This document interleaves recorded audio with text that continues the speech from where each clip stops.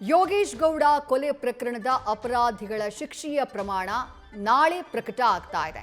ನಾಳೆಗೆ ಆದೇಶವನ್ನ ಕಾಯ್ದಿರಿಸುವಂತಹ ಕೆಲಸವನ್ನ ಜನಪ್ರತಿನಿಧಿಗಳ ವಿಶೇಷ ನ್ಯಾಯಾಲಯ ಮಾಡಿದೆ. ದಶಕಗಳ ಹಿಂದೆ ನಡೆದಿದ್ದಂತಹ ಕೊಲೆ ಪ್ರಕರಣ 2016 ಜೂನ್ 15ನೇ ತಾರೀಕು ನಡೆದಿದ್ದಂತಹ ಕೊಲೆ ಪ್ರಕರಣ ಹಲವು ಆಯಾಮಗಳನ್ನ ಪಡ್ಕೊಳ್ತು. ಸತ್ಯವನ್ನ ಮರೆಮಾಚುವಂತಹ ಪ್ರಯತ್ನ ಆಗಿತ್ತು. ಸುಳ್ಳು ಆರೋಪಿಗಳನ್ನ, ನಕಲಿ ಆರೋಪಿಗಳನ್ನ ಸರೆಂಡರ್ ಮಾಡಿಸುವಂತಹ ಕೆಲಸ ಆಗಿತ್ತು. ಆದರೆ ಅದೆಲ್ಲದರ ಹೊರತಾಗಿ 10 ವರ್ಷಗಳ ಸುದೀರ್ಘ ಹೋರಾಟಕ್ಕೆ ಗೆಲುವು ಸಿಕ್ಕಿದೆ. ಅಪರಾಧಿಗಳ ವಿರುದ್ಧ, ಆರೋಪಿಗಳ ವಿರುದ್ಧ ತೀರ್ಪು ಪ್ರಕಟ ಆಗಿದೆ. ಆರೋಪಿಗಳು ಅಪರಾಧಿಗಳಾಗಿದ್ದಾರೆ. ಶಿಕ್ಷೆಯ ಪ್ರಮಾಣ ಇವತ್ತು ಪ್ರಕಟ ಆಗಬೇಕಾಗಿತ್ತು.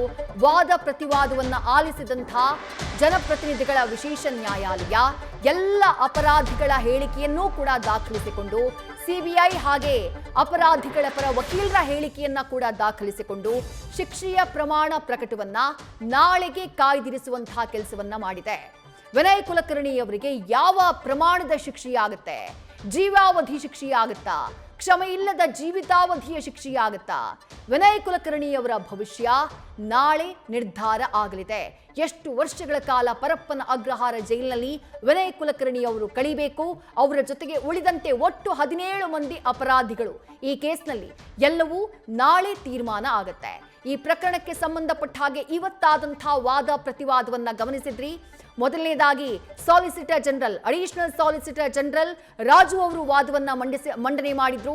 ಇದೊಂದು ಬ್ರೂಟಲ್ ಮರ್ಡರ್ ಪ್ರಕರಣ. ವಿನಯ್ ಕುಲಕರ್ಣಿ ಅವರು ಶಾಸಕರಾಗಿ, ಸಚಿವರಾಗಿ ತಮ್ಮ ಸ್ಥಾನವನ್ನ ದುರ್ಬಳಕೆ ಮಾಡಿಕೊಂಡು ಸಾಕ್ಷಿಗಳನ್ನ ಹೆದರಿಸಿ ಈ ಪ್ರಕರಣದಲ್ಲಿ ಬ್ರೂಟಲ್ ಮರ್ಡರ್ನಲ್ಲಿ, ಕೋಲ್ಡ್ ಬ್ಲಡೆಡ್ ಮರ್ಡರ್ನಲ್ಲಿ ಅವರು ಭಾಗಿಯಾಗಿದ್ದಾರೆ.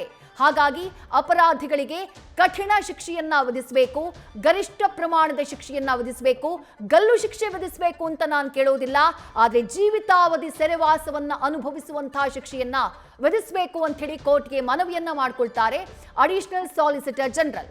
ಸಿಬಿಐ ಪರ ವಾದವನ್ನ ಮಂಡಿಸ್ತಾರೆ. ಅದಾದ ನಂತರ ಅಪರಾಧಿಗಳ ಪರ ವಾದ ಮಂಡನೆಯಾಗುತ್ತೆ. ಅಪರಾಧಿಗಳ ಪರ ವಾದ ಮಂಡನೆ ಮಾಡಿದಂತಹ ವಕೀಲರು, ಅಪರಾಧಿಗಳಿಗೆ ಮಕ್ಕಳಿದ್ದಾರೆ, ಅಪರಾಧಿಗಳಿಗೆ ಹಿರಿಯ ಪೋಷಕರಿದ್ದಾರೆ, ಅವರನ್ನ ನೋಡ್ಕೊಳ್ಳುವಂತಹ ಜವಾಬ್ದಾರಿ ಇದೆ, ಇವರೇ ಸೋಲ್ ಬ್ರೆಡ್ ಅರ್ನರ್ಗಳು, ಹಾಗಾಗಿ ಶಿಕ್ಷೆಯ ಪ್ರಮಾಣವನ್ನ ಕಡಿಮೆ ಮಾಡಬೇಕು ಅಂತ ಹೇಳಿ ರಿಕ್ವೆಸ್ಟ್ ಅನ್ನ ಮಾಡ್ಕೊಳ್ತಾರೆ.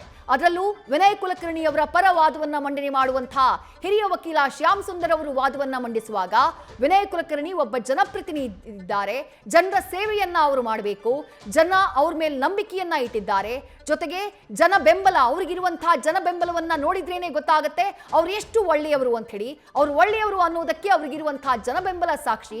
3000 ಹಸುಗಳನ್ನ ಸಾಕಿದ್ದಾರೆ, ಸರ್ಕಾರಕ್ಕೆ ಹೆಚ್ಚು ಟ್ಯಾಕ್ಸ್ ಅನ್ನ ಕಟ್ಟಿದ್ದಾರೆ.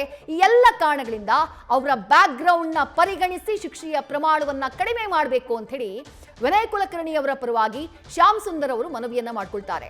ಅದಾದ ನಂತರ ಖುದ್ದು ವಿನಯ್ ಕುಲಕರ್ಣಿ ಅವರನ್ನ ನ್ಯಾಯಾಧೀಶರು ಪ್ರಶ್ನೆ ಮಾಡಿದಾಗ ಅವರು ಹೇಳಿದಂತಹ ಮಾತುಗಳನ್ನ ಕೂಡ ನಾವು ಆಲಿಸಿದ್ವಿ. ಅವ್ರು ಏನ್ ಹೇಳಿದ್ರು?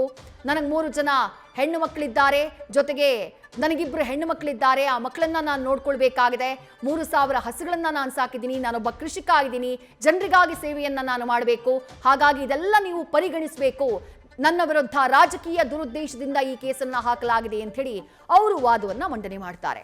ಮತ್ತಷ್ಟು ಡೀಟೇಲ್ಸ್ ನಮ್ಮ ಪ್ರತಿನಿಧಿ ಅಂಕಿತಾ ನೀಡ್ತಾ ಹೋಗ್ತಾರೆ. ಅಂಕಿತಾ, ಶಿಕ್ಷೆಯ ಪ್ರಮಾಣ ನಾಳೆ ಪ್ರಕಟ ಆಗತ್ತೆ, ಇವತ್ತೇ ಆಗತ್ತೆ ಅನ್ನುವಂಥ ನಿರೀಕ್ಷೆ ಇತ್ತು. ನಾವು ಶ್ಯಾಮ್ ಸುಂದರ್ ಅವರು ಮಾಡಿದಂಥ ವಾದ ಇರಬಹುದು ಅಥವಾ ಅಡಿಷನಲ್ ಸಾಲಿಸಿಟರ್ ಜನರಲ್ ರಾಜು ಅವರು ಮಾಡಿದಂಥ ವಾದ, ಅವರು ವಾದವನ್ನ ಮಂಡನೆ ಮಾಡಬೇಕಾದ್ರೆ ಅವ್ರು ಹೇಳಿದ್ವೊಂದು, ಗಲ್ಲು ಶಿಕ್ಷೆ ಕೊಡಿ ಅಂತ ನಾನು ಕೇಳೋದಿಲ್ಲ, ಆದ್ರೆ ಜೀವನ ಪೂರ್ತಿ ಜೈಲಲ್ಲಿ ಕಳೆಯೋ ರೀತಿ ಶಿಕ್ಷೆಯನ್ನ ಕೊಡಿ, ಗರಿಷ್ಠ ಪ್ರಮಾಣದ ಸೆರೆವಾಸವನ್ನ ಕೊಡಬೇಕು ಅಂತ ಹೇಳಿ ರಿಕ್ವೆಸ್ಟ್ ಅನ್ನ ಮಾಡ್ಕೊಳ್ತಾರೆ. ಇವತ್ತು ನಡೆದಿರುವಂತಹ ವಾದ ಪ್ರತಿವಾದವನ್ನ ಗಮನಿಸಿದ್ರೆ ಎಷ್ಟು ಪ್ರಮಾಣದ ಶಿಕ್ಷೆಗೆ ವಿನಯ್ ಕುಲಕರ್ಣಿ ಸೇರಿದಂತೆ ಇತರ ಅಪರಾಧಿಗಳು ಒಳಗಾಗಬಹುದು ಅಂತ ಹೇಳಿ ಅಂಕಿತಾ? ವಿದ್ಯಾ, ವಿನಯ್ ಕುಲಕರ್ಣಿ ಸೇರಿದಂತೆ ಇನ್ನಿತರ ಆರೋಪಿಗಳೇನಿದ್ರೆ ಅವರ ವಾದ ಹಾಗೆ ಪ್ರತಿವಾದವನ್ನ ಇವತ್ತು ಆಲಿಸುವಂತಹ ಕೆಲಸವನ್ನ ಕೋರ್ಟ್ ಮಾಡಿದೆ. ಸ್ವತಃ ಅಪರಾಧಿಗಳ ಬಳಿಯೇ ಜಡ್ಜ್ ಒಂದಷ್ಟು ಮಾಹಿತಿಗಳನ್ನ ಪಡ್ಕೊಳ್ಳುವಂತಹ ಕೆಲಸವನ್ನ ಮಾಡಿದ್ದಾರೆ. ಪ್ರಕರಣದ A15 ಆರೋಪಿಯಾಗಿರುವಂತಹ ವಿನಯ್ ಕುಲಕರ್ಣಿ ಅವರನ್ನ ಕೂಡ ಜಡ್ಜ್ ಮಾತನಾಡಿಸುವಂತಹ ಕೆಲಸವನ್ನ ಮಾಡಿದ್ರು. ಆ ಸಂದರ್ಭದಲ್ಲಿ ತಾನು ಬೆಳೆದು ಬಂದ ಹಾದಿ, ಜೊತೆಗೆ ತನ್ನ ಉದ್ಯಮ ಏನಿದೆ, ಜೊತೆಗೆ ಜನರ ಜೊತೆ ಯಾವ ರೀತಿಯ ಒಡನಾಟವನ್ನ ಹೊಂದ್ಕೊಂಡಿದ್ದೆ, ಅದೆಲ್ಲದರ ವಿವರವನ್ನ ಜಡ್ಜ್ ಮುಂದೆ ಹೇಳುವಂತಹ ಕೆಲಸವನ್ನ ಮಾಡಿದ್ರು. ಅಂದ್ರೆ 27 ವರ್ಷದಿಂದ ನಾನು ರಾಜಕೀಯ ಮಾಡ್ತಾ ಇದ್ದೀನಿ, ಆದ್ರೆ ಅಂದ್ರೆ ಇಲ್ಲಿವರೆಗೂ ಕೂಡ ನಾನು ಯಾವುದೇ ರೀತಿಯಲ್ಲಿ ಯಾರಿಗೂ ಕೂಡ ಅನ್ಯಾಯವನ್ನ ಮಾಡಿಲ್ಲ. ನನಗೂ ಕೂಡ ಕುಟುಂಬ ಇದೆ, ಜೊತೆಗೆ 3 ಜನ ಮಕ್ಕಳಿದ್ದಾರೆ. ನನ್ನ ಕ್ಷೇತ್ರದ ಜನರಿಗೂ ಕೂಡ ನನ್ಗೇನಾದ್ರೂ ಶಿಕ್ಷೆ ವಿಧಿಸಿದ್ರೆ ಅವರಿಗೆ ಅಂದ್ರೆ ನನ್ನ ಕ್ಷೇತ್ರದ ಜನರಿಗೆ ಅನ್ಯಾಯವನ್ನ ಮಾಡದ ರೀತಿ ಆಗತ್ತೆ. ಜೊತೆಗೆ ರಾಜಕೀಯ ದುರುದ್ದೇಶದಿಂದ ಈ ರೀತಿಯಾಗಿ ಮಾಡಿದ್ದಾರೆ ಅಂತ ಹೇಳಿ ಅವರು ತನ್ನ ನೋವನ್ನ ಜಡ್ಜ್ ಮುಂದೆ ತೋಡಿಕೊಂಡಿದ್ದಾರೆ. ಜೊತೆಗೆ ಧಾರವಾಡದಲ್ಲಿ ಯಾರಿಗಾದ್ರೂ ಕೇಳಿ ನನ್ನ ಬಗ್ಗೆ ಹೇಳ್ತಾರೆ ಅಂದ್ರೆ ನಾನು ಯಾರಿಗೂ ಕೂಡ ಅನ್ಯಾಯ ಮಾಡಿಲ್ಲ. ಜನ ನನ್ನ ಹತ್ರ ಬಂದಂತಹ ಸಂದರ್ಭದಲ್ಲಿ ನಾನು ಅವ್ರಿಗೆ ಬೇಕಾದಂತಹ ಎಲ್ಲಾ ಕೆಲಸಗಳನ್ನ ಅಥವಾ ಅವರ ಕಷ್ಟಗಳನ್ನ ಆಲಿಸುವಂತಹ ಕೆಲಸವನ್ನ ಮಾಡಿದ್ದೆ. ಜೊತೆಗೆ ನಾನು 1 ಬಾರಿ ಸಚಿವನೂ ಕೂಡ ಆಗಿದ್ದವನು. ನನ್ನ ತಂದೆಯೂ ಕೂಡ ರಾಜಕೀಯ ಕ್ಷೇತ್ರದಲ್ಲಿ ಇದ್ದಂತವ್ರು ಅನ್ನೋದರ ವಿಚಾರವನ್ನ ಅವರು ಮಾತನಾಡಿದ್ರು. ಜೊತೆಗೆ ಮದುವೆ ವಯಸ್ಸಿನ 2 ಹೆಣ್ಮಕ್ಳಿದ್ದಾರೆ. ಜೊತೆಗೆ ನಾನು ಉದ್ಯಮಿ, ಸುಮಾರು 3,000 ಹಸುಗಳಿವೆ, ಅಂದ್ರೆ 3,500 ಹಸುಗಳಿವೆ. ನಾನು ಕೃಷಿಕ ಕೂಡ, ನಾನು ಯಾರಿಗೂ ಕೂಡ ತೊಂದರೆಯನ್ನ ಮಾಡಿಲ್ಲ ಅಂತ ಹೇಳಿ ಅವರು ಕೂಡ ಜಡ್ಜ್ ಮುಂದೆ ಹೇಳುವಂತಹ ಕೆಲಸವನ್ನ ಕೂಡ ಮಾಡಿದ್ರು. ಜೊತೆಗೆ ಸಿಬಿಐ ಪರ ವಕೀಲರು ಕೂಡ ಒಂದಷ್ಟು ವಿಚಾರವನ್ನ ಅಂದ್ರೆ ಯೋಗೀಶ್ ಗೌಡರ ಕೊಲೆ ಹೇಗಾಗಿತ್ತು, ಜೊತೆಗೆ ಯಾವ ರೀತಿಯಾಗಿ ಕೊಲೆ ಮಾಡಿದ್ರು, ಕೊಲೆ ಆದ ಬಳಿಕ ಏನೇನ್ ಮಾಡಿದ್ರು, ಅಂದ್ರೆ ಸಾಕ್ಷಿ ನಾಶ ಪಡಿಸೋದಕ್ಕೆ ಆರೋಪಿಗಳು ಏನೇನ್ ಮಾಡಿದ್ರು ಅನ್ನೋದ್ರ ಬಗ್ಗೆಯೂ ಕೂಡ ಒಂದಷ್ಟು ವಿಚಾರವನ್ನ ಹೇಳುವಂತಹ ಕೆಲಸವನ್ನ ಅಂದ್ರೆ ವಾದವನ್ನ ಮಾಡುವಂತಹ ಕೆಲಸವನ್ನ ಕೂಡ ಸಿಬಿಐ ಪರ ಅಡಿಷನಲ್ ಸಾಲಿಸಿಟರ್ ಮಾಡಿರುವಂತದ್ದು. ಅಂದ್ರೆ ಅಪರಾಧಿಗಳು ಯಾವ ರೀತಿಯಾಗಿ ಕೊಲೆ ಮಾಡಿದ್ರು, ಜೊತೆಗೆ ಯಾವ ಕಾರಣಕ್ಕಾಗಿ ಮಾಡಿದ್ರು, ಕೊಲೆಯ ಹಿಂದಿನ ಸಂಚಿನ ಕುರಿತು ಕೆಲಸವನ್ನ ಕೂಡ ಎಎಸ್ಜಿ ಮಾಡಿರುವಂತದ್ದು. ಅಂದ್ರೆ ಈ ಕೊಲೆ ಆದ ಬಳಿಕ ಸಾಕ್ಷ್ಯನಾಶಕ್ಕೂ ಕೂಡ ಅಪರಾಧಿಗಳು ಪ್ರಯತ್ನವನ್ನ ಪಟ್ಟಿದ್ರು. ಜೊತೆಗೆ ಗರಿಷ್ಠ ಪ್ರಮಾಣದ ಶಿಕ್ಷೆಯನ್ನ ನೀಡಬೇಕು ಅಂತ ಹೇಳಿ ವಾದವನ್ನ ಮಾಡಿರುವಂತದ್ದು. ಅಂದ್ರೆ ಶಾಸಕರಾಗಿ ಕಾನೂನು ಕೈಗೆತ್ತಿಕೊಂಡು ಈ ಒಂದು ಕೊಲೆಯನ್ನ ಮಾಡಿಸಿದ್ದಾರೆ. ಅದಾದ ಮೇಲೆ ಪೊಲೀಸರನ್ನ ಕೂಡ ದುರ್ಬಳಕೆ ಮಾಡಿದ್ದಾರೆ. ತಾನಿದ್ದಂತಹ ಶಾಸಕ ಸ್ಥಾನ ಜೊತೆಗೆ ಸಚಿವ ಸ್ಥಾನವನ್ನ ಕೂಡ ಅವರು ದುರ್ಬಳಕೆ ಮಾಡ್ಕೊಂಡಿದ್ದಾರೆ ಅನ್ನೋದ್ರ ಒಂದಷ್ಟು ವಾದವನ್ನ ಸಿಬಿಐ ಪರ ವಕೀಲರು ಕೂಡ ಮಾಡಿರುವಂತದ್ದು. ಹಾಗಾಗಿ ಗರಿಷ್ಠ ಶಿಕ್ಷೆಗಿಂತ ಫುಲ್ ಅಂದ್ರೆ ಅವರಿಗೆ ಜೀವಿತಾವಧಿ ಶಿಕ್ಷೆಯನ್ನ ಕೊಡಬೇಕು ಅಂತ ಹೇಳಿ ಒಂದಷ್ಟು ಮನವಿ ಮಾಡುವಂತಹ ಕೆಲಸವನ್ನ ಕೂಡ ಮಾಡಿದ್ದಾರೆ. ಇನ್ನು ಮೃತ ಯೋಗೀಶ್ ಗೌಡರನ್ನ ಯಾವ ರೀತಿಯಾಗಿ ಕೊಲೆಯನ್ನ ಮಾಡಿದ್ದಾರೆ ಅಂದ್ರೆ ರಾಜಕೀಯ ವೈಷಮ್ಯದಿಂದ ಕೊಲೆಯನ್ನ ಮಾಡಿದ್ದಾರೆ. ಜೊತೆಗೆ ಮೊದಲಿಗೆ ಕೊಲೆ ಆದ ಬಳಿಕ ಮೊದಲಿಗೆ ಬೇರೆ ಅಂದ್ರೆ ಅಮಾಯಕರನ್ನ ಸರೆಂಡರ್ ಮಾಡುವಂತಹ ಕೆಲಸವನ್ನ ಕೂಡ ಮಾಡಿಸಲಾಗಿತ್ತು. ಸಿಬಿಐ ತನಿಖೆ ಆದ ಬಳಿಕ ಏನು ಈ ಪ್ರಕರಣದ ಕೊಲೆ ಆರೋಪಿಗಳು ಯಾರು ಅನ್ನೋದರ ಸತ್ಯಾಸತ್ಯತೆ ಬಹಿರಂಗ ಆಗಿರುವಂತದ್ದು.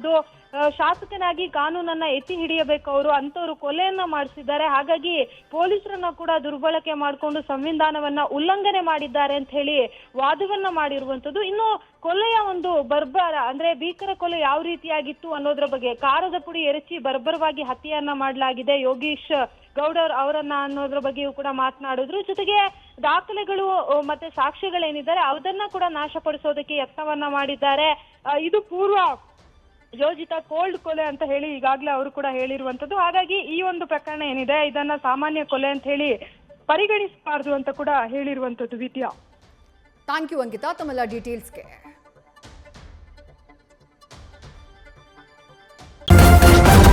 ನ್ಯೂಸ್ ಫಸ್ಟ್ ನಿರ್ಭೀತಿಯಿಂದ ನಿಮ್ಮ ಪರವಾಗಿ.